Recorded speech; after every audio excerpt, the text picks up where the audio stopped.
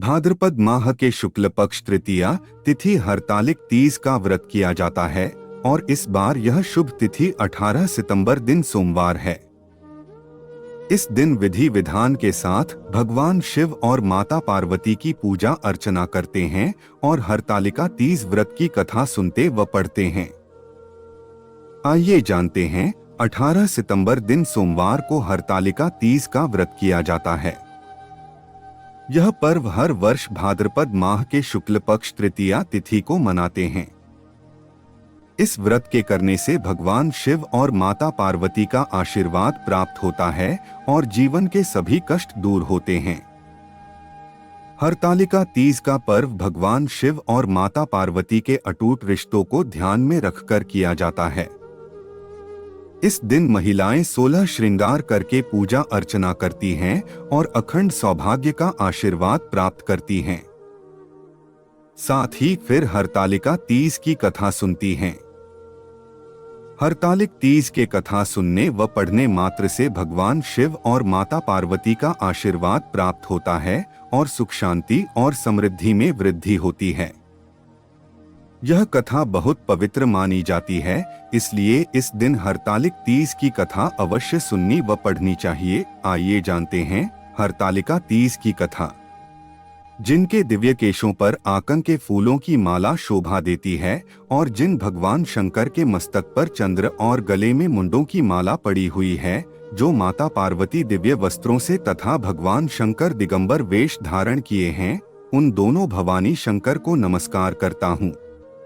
कैलाश पर्वत के सुंदर शिखर पर माता पार्वती जी ने महादेव जी से पूछा, हे महेश्वर, मुझसे आप वह गुप्त से गुप्त बातें बताइए जो सभी के लिए सरल और महान फल देने वाली है। हे नाथ, यदि आप मुझसे प्रसन्न हैं तो आप मुझे दर्शन दें। हे जगतनाथ, आप आदि मध्य और अंत रहित हैं, आपकी माया का कोई पार नहीं है।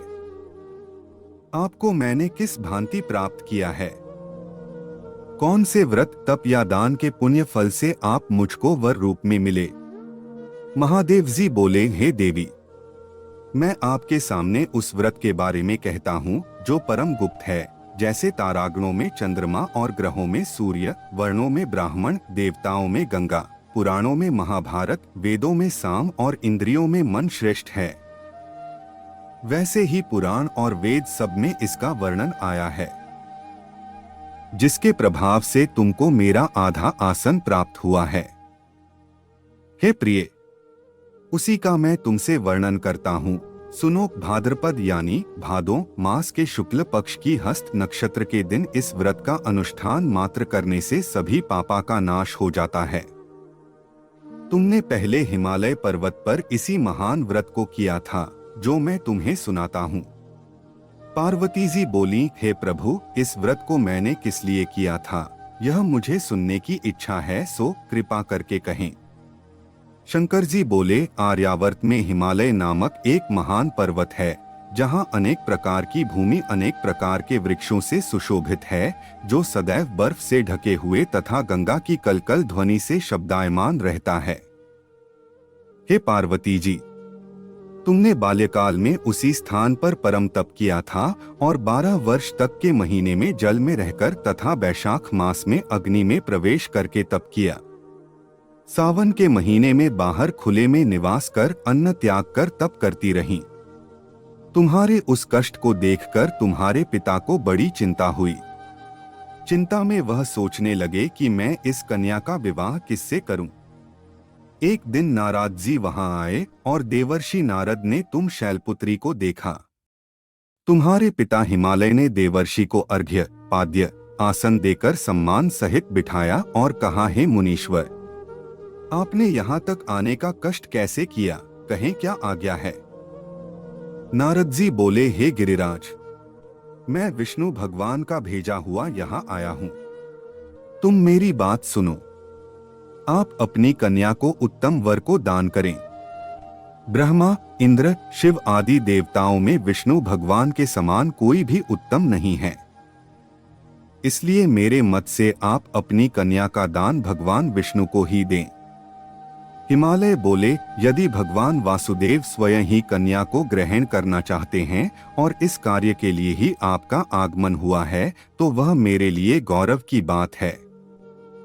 मैं अवश्य उन्हें ही दूंगा। हिमालय का यह आश्वासन सुनते ही देवर्षि नारद जी आकाश में अंतर्धान हो गए और भगवान विष्णु के पास पहुंचे। नारद जी ने हाथ जोड़कर भगवान विष्णु से कहा, प्रभु, आपका विवाह कार्य निश्चित हो गया है। इधर हिमालय ने पार्वती जी से प्रसन्नता पूर्वक कहा, हे पुत्री, मैंने तुमको गरुड़ध्वज भगवान विष्णु को अर्पण कर दिया है। पिता के इन वाक्यों को सुनते ही पार्वती जी अपनी सहेली के घर गईं और पृथ्वी पर गिरकर अत्यंत दुखित होकर विलाप करने लगीं। उनको विलाप करते हुए देखकर सखी बोली, हे देवी, तुम किस कारण से दुखी हो, मुझे बताओ। मैं अवश्य ही तुम्हारी इच्छा पूरी करूंगी। पार्वती बोली, हे सखी, सुन, मेरी जो मन की अभिलाषा है सुनाती हूँ। मैं महादेव जी को वरण करना चाहती हूँ। मेरे इस कार्य को पिताजी ने बिगाड़ना चाहा है, इसलिए मैं निसंदेह इस शरीर का त्याग करूंगी।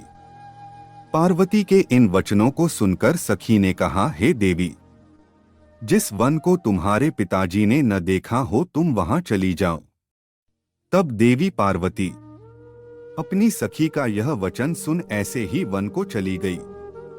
पिता हिमालय ने तुमको घर पर न पाकर सोचा कि मेरी पुत्री को कोई देव, दानव अथवा किन्नर हरण करके ले गया है। मैंने नारद जी को वचन दिया था कि मैं पुत्री का भगवान विष्णु के साथ वरण करूंगा। हाय, अब यह कैसे पूरा होगा? ऐसा सोचकर वे बहुत चिंतातुर हो मूर्छित हो गए।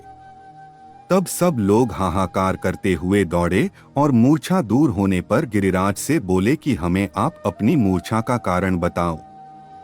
हिमालय बोले, मेरे दुख का कारण यह है कि मेरी रत्नरूपी कन्या को कोई हरण कर ले गया, या सर्प ने काट लिया, या किसी सिंह ने मार डाला।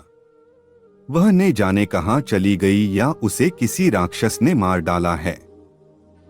इस प्रकार कहकर गिरिराज दुखित होकर ऐसे कांपने लगे जैसे तीव्र वायु के चलने पर कोई वृक्ष कांपता है। तत्पश्चात हे पार्वती, तुम्हें गिरिराज साथियों सहित घने जंगल में ढूंढने निकले। तुम भी सखी के साथ भयानक जंगल में घूमती हुई वन में एक नदी के तट पर एक गुफा में पहुंची। उस गुफा में तुम आनी सखी के साथ प्रवेश कर गईं, जहां तुम अन्न जल का त्याग करके बालू का लिंग बनाकर मेरी आराधना करती रहीं। उस समय पर भाद्रपद मास की हस्त नक्षत्र युक्त तृतीया के दिन तुमने मेरा विधि विधान से पूजन किया तथा रात्रि को गीत गायन करते हुए जागरण किया। तुम्हारे उस महाव्रत के प्रभाव से मेरा आसन डोलने लगा। मैं उसी स्थान पर आ गया जहां तुम और तुम्हारी सखी दोनों थीं। मैंने आकर तुमसे कहा, हे वरान्ने, मैं तुमसे प्रसन्न हूँ, फिर तुम मुझसे वरदान मांग। तब तुमने कहा कि हे देव, यदि आप मुझसे प्रसन्न हैं तो आप महादेव जी ही मेरे पति हों। मैं तथास्तु ऐसा कहकर कैलाश पर्वत को चला गया और तुमने प्रभात होते ही मेरी उस बालू की प्रतिमा को नदी में विसर्जित कर दिया। हे शुभे, तुमने वहां अपनी सखी सहित व्रत का पारायण किया। इतने में तुम्हारे पिता हिमवान भी तुम्हें ढूंढते ढूंढते उसी घने वन में आ पहुंचे। उस समय उन्होंने नदी के तट पर दो कन्याओं को देखा तो ये तुम्हारे पास आ गए और तुम्हें हृदय से लगाकर रोने लगे। बोले, बेटी, तुम इस सिंह व्याघ्रादि युक्त घने जंगल में क्यों चली आई? तुमने कहा, है पिता, मैंने पहले ही अपना शरीर शंकर जी को समर्पित कर दिया था, लेकिन आपने नारद जी को कुछ और बोल दिया, इसलिए मैं महल से चली आई। ऐसा सुनकर हिमवान ने तुमसे कहा कि मैं तुम्हारी इच्छा के विरुद्ध यह कार्य नहीं करूंगा। तब वे तुम्हें लेकर घर को आए और तुम्हारा विवाह मेरे साथ कर दिया। हे प्रिय, उसी व्रत के प्रभाव से तुमको मेरा अर्धासन प्राप्त हुआ है। इस व्रतराज को मैंने अभी तक किसी के सम्मुख वर्णन नहीं किया है। हे देवी, अब मैं तुम्हें यह बताता हूं कि इस व्रत का यह नाम क्यों पड़ा। तुमको सखी हरण करके ले गई थी, इसलिए हरतालिका नाम पड़ा। पार्वती जी बोली, हे स्वामी, आपने इस व्रतराज का नाम तो बता दिया, लेकिन मुझे इसकी विधि और फल भी बताइए कि इसके करने से किस फल की प्राप्ति होती है। तब भगवान शंकर जी बोले, सौभाग्य की इच्छा रखने वाली महिलाओं को यह व्रत पूरे विधि विधान के साथ करना चाहिए। व्रत में केले के खंभों से मंडप बनाकर उसे वंदनवारों से सुशोभित करें। उसमें विविध रंगों के उत्तम रेशमी वस्त्र की चांदनी ऊपर तान दें। चंदन आदि सुगंधित द्रव्यों का लेपन करके महिलाएं एकत्रित हों। शंख, भेरी, मृदंग आदि बजावें। विधि पूर्वक मंगलाचार करके श्री गौरी शंकर की बालू निर्मित प्रतिमा स्थापित करें। फिर भगवान शिव पार्वती जी का गंध, धूप, पुष्प आदि से विधिपूर्वक पूजन करें। अनेकों नैवेद्यों का भोग लगावें और रात्रि को जागरण करें। नारियल, सुपारी, जंबारी, नींबू, लौंग, अनार, नारंगी आदि ऋतुफलों तथा फूलों को एकत्रित करके धूप, दीप आदि से पूजन करके कहें, हे कल्याण स्वरूप शिव, हे मंगल रूप शिव, हे मंगल रूप महेश्वरी, हे शिवे, सब कामनाओं को देने वाली देवी कल्याण रूप तुम्हें नमस्कार है। कल्याण स्वरूप माता पार्वती, हम तुम्हें नमस्कार करते हैं। भगवान शंकर जी को सदैव नमस्कार करते हैं। हे ब्रह्मा रूपिणी जगत का पालन करने वाली माँ, आपको नमस्कार है। हे सिंहवाहिनी, मैं सांसारिक भय से व्याकुल हूँ, तुम मेरी रक्षा करो। हे महेश्वरी, मैंने इसी अभिलाषा से आपका पूजन किया है। हे पार्वती माता, आप मेरे ऊपर प्रसन्न होकर मुझे सुख और सौभाग्य प्रदान कीजिए। इस प्रकार के शब्दों द्वारा उमा सहित शंकर जी का पूजन करें। विधिपूर्वक कथा सुनकर गौ, वस्त्र, आभूषण आदि ब्राह्मणों को दान करें। इस प्रकार से व्रत करने वाले के सब पाप नष्ट हो जाते हैं।